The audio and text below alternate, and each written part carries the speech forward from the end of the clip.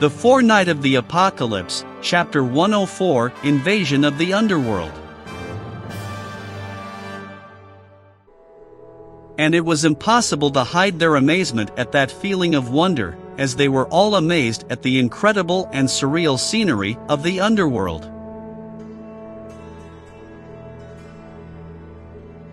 Apart from that, they were also amazed by the height of that place. It was very reminiscent of a beehive.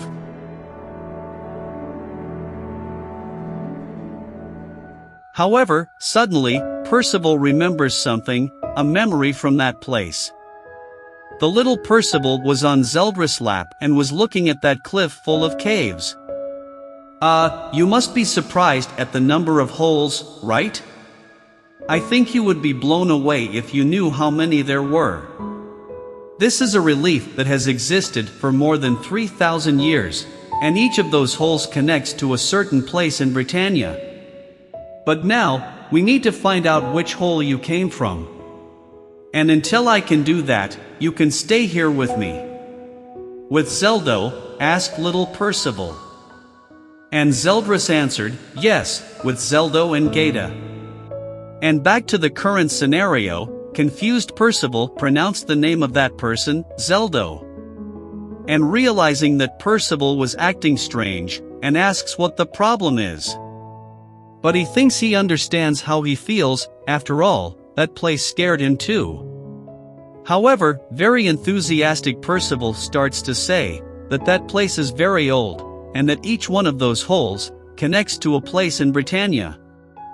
And of course this information coming from Percival leaves everyone confused. After all, how could he know this? And he himself can't even explain it, which makes an again question if he is really alright.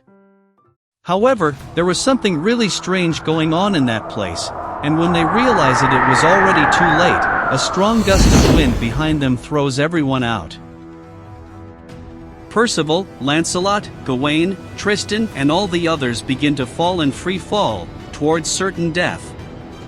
And during the fall, with Cayenne there in despair, the Iolatio explains what happened. She says that that gust of wind has a clearing function to avoid clogging those holes. In other words, a flush, against invaders, corpses, or anything else like that. But given the explanation, Iolatio transforms himself, and asks Cayenne to hold his hand. The boy, however, refuses to hold the hand of a demon.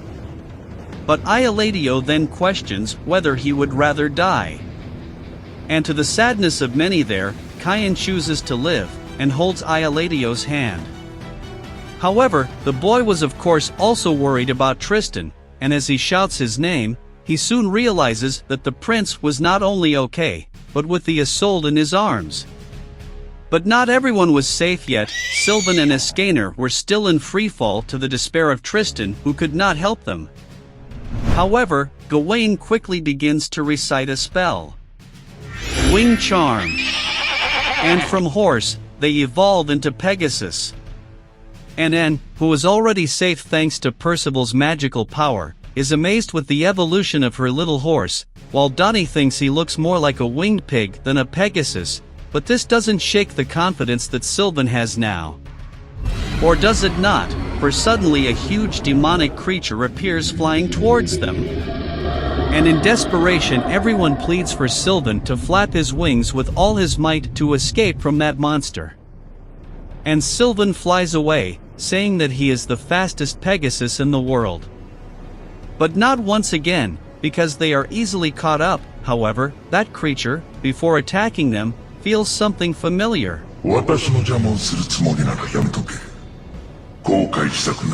And hearing this, Percival is left without reaction. And from afar, fearing for the worst, Lancelot draws his bow, and decides that he will stop that monster. However, soon Tristan calls his attention, for they were also in a dangerous situation. For they were surrounded by those who had been ordered to capture them by the Demon King. The elite demons of the underworld, some visually similar to the old 6 Black Knights, however by the number of demons, they might possibly be the new 10 Commandments. And their leader is direct in asking, "Who are you and why have you invaded the underworld?" Depending on the answer, I will eliminate you immediately. We then change scenery. And inside this place, we can see Ian, who was unconscious, slowly regaining consciousness. And next to her, Donnie and Nations, still a little dazed, were wondering where they were.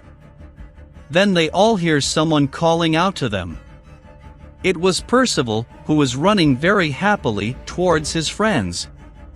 Worried, he asks if they are okay, if they are hurt, and everyone is happy to see that Percival is also okay. But something was worrying Ian, who asks Percival very quietly in his ear if that person who was with him was from the clan of demons. And Percival answers yes, saying that it was he who guided him there. But suddenly, everyone is startled to feel an intense tremor. Not knowing what happened, they start to wonder if it was an earthquake.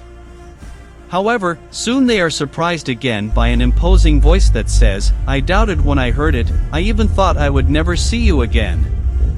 Unable to move, and wonders what that murderous intent was, while Nations is overwhelmed by the pressure exerted by that overwhelming magical power. Percival, however, feels no fear, and turns around to find out what it was. To the dismay of his friends, who question what he thinks he is doing. And that man before them just says, "This is our ruler, the king of demons."